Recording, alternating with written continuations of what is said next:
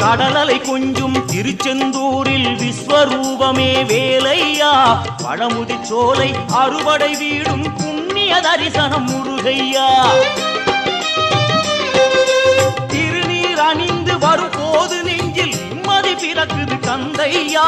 முகனே சிவனார் மகனே உன்னை பாட பாட சுகமாகுதையா வேல் முருகா அரோகரா